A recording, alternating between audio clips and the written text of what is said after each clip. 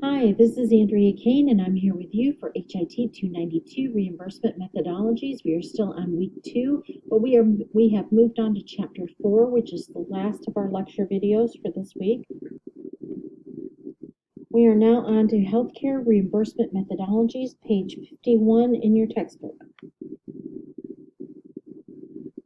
Our learning objectives for this week are to define, or for this chapter, to define retrospective reimbursement, define prospective reimbursement, compare the types of healthcare reimbursement methodologies, differentiate retrospective reimbursement from prospective reimbursement, and illustrate how diagnosis coding is used in risk adjustment models. We'll also describe how accountable care organizations, or ACOs, combine reimbursement methodologies to create a hybrid payment system. So let's look at the types of healthcare reimbursement methodologies. The most traditional one is retrospective. It's based on actual resources expended, total amount of resources not known until after delivery, and risk is on the payer because payer costs are unknown until after service delivery. Something that came about in the 1980s was prospective reimbursement methodologies, which means providers receive a predetermined amount for all services provided during an episode of care. The provider faces fiscal loss if costs exceed reimbursement, but the provider achieves profit if the costs are less than reimbursement. Risk is on the provider side because payment rates are established in advance and fixed for a specified time frame. So you can see there's significant differences between the two. Retrospective is after the fact, prospective is before. So a retrospective fee schedule is a predetermined list of fees that the payer allows for payment for a set of healthcare services. The allowable charge is the average or maximum amount the payer will reimburse providers for a service. A contracting unit is an individual service, and the total volume of services are unknown until the visitor encounter is completed. When it comes to percent of billed charges, the payer has negotiated to pay a reduced fee for services provided to their insured, and a contracting unit is the claim. So, for instance, if you have a payer who says, I've contracted with you to pay 70% of billed charges for chemotherapy services. If the charge equals $1,000, then the reimbursement will be 70% of that, which is $700. Retrospective per diem payment is where the payer reimburses the provider a fixed rate for each day a covered member is hospitalized. This is prevalent, obviously, for the inpatient setting, and the fixed rate may vary by type of service or room, because an ICU bed would be way more expensive than a general surgery bed or a general medical bed. The contracting unit is an inpatient day, and it's retrospective because the total number of days at each level of service is unknown until after the care is provided. Prospective, you have capitation. This is where the payer reimburses the provider a fixed per capita amount for a defined period, typically PMPM, per member per month. The contracting unit is the person or the insured. The volume or intensity of service has no impact on the reimbursement level because all they get is that fixed amount. Providers can attempt to control utilization by engaging in population health, again, working on wellness. Prospective case rate is where the payer reimburses the provider one amount for the entire admission or encounter, regardless of the number of services or the length of admission. The contracting unit is the encounter, and providers earn profit or experience loss based on the cost of providing the care. This encourages cost control. Another type of prospective reimbursement is global payment. This is where one combined payment is used to cover the services of multiple providers who are treating a single episode of care, typically used for physician services and outpatient care. The contracting unit is the episode. An example would be like outpatient dialysis, where the patient's coming back multiple times and may see multiple providers for that episode of care.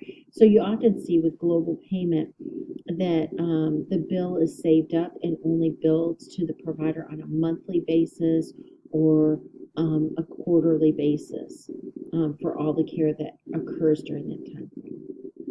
Then you have bundle payments.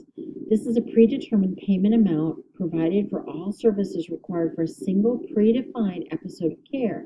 The lump sum payment amount is designed to pay for the multiple providers coordinating care. The contracting unit is the episode, and typically a service or onset of a condition initiates the episode of care. Where I've seen bundle payment most frequently has been in hip and knee procedures, where they give one lump bundle payment sum to the hospital, and it has to cover everything pre-surgery to post-surgery. It has to cover all the providers that do care, including the orthopod who does the surgery. That's one of the ways that I've seen bundle payment.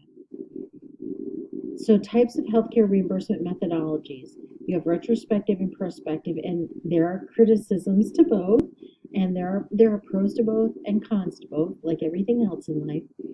With retrospective, there are few incentives to control costs, and that's why prospective care came into being, or prospective reimbursement came into being. There's little incentive to order less expensive services, and it rewards providers for more services regardless of whether or not the service really is warranted, whether it's medically necessary or not. Prospective reimbursement creates incentives to substitute less expensive procedures and tests because, again, you're only going to get paid a certain sum of money, and so you're always trying to see ways you can cut costs so that you do make a profit. It creates incentives to delay or deny procedures and treatments, and often you will see premature discharge in the inpatient setting. Risk adjustment coding.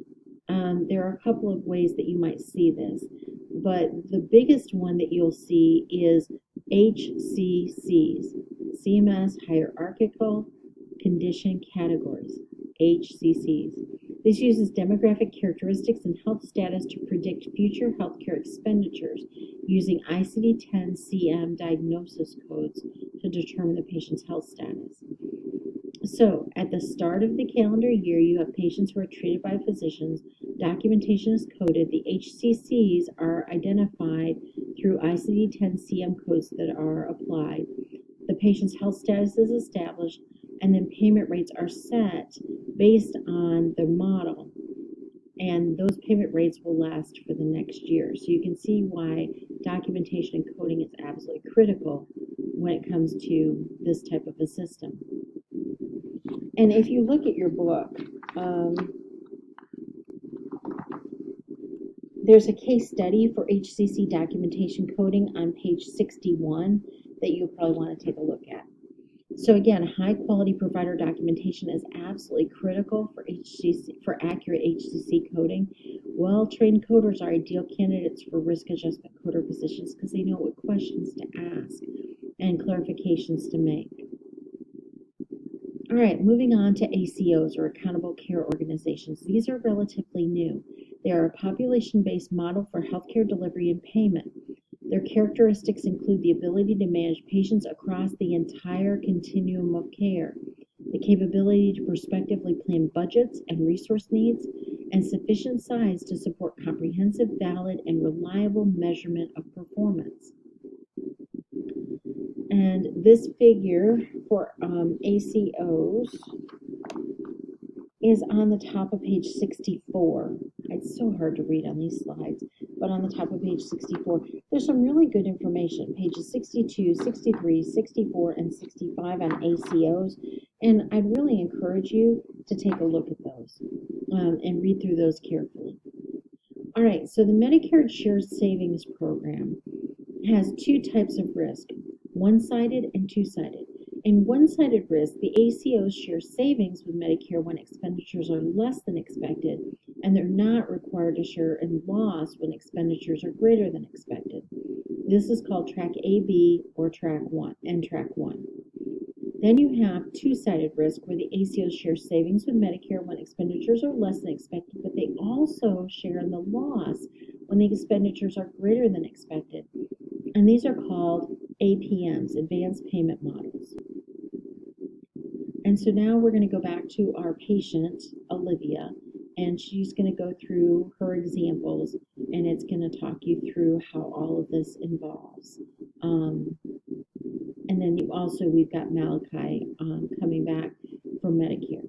So you can look at this on pages 65, 66 for more information.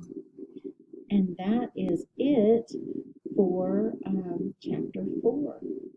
Have a fabulous week. I'll be back next week to talk to you more about reimbursement methodologies.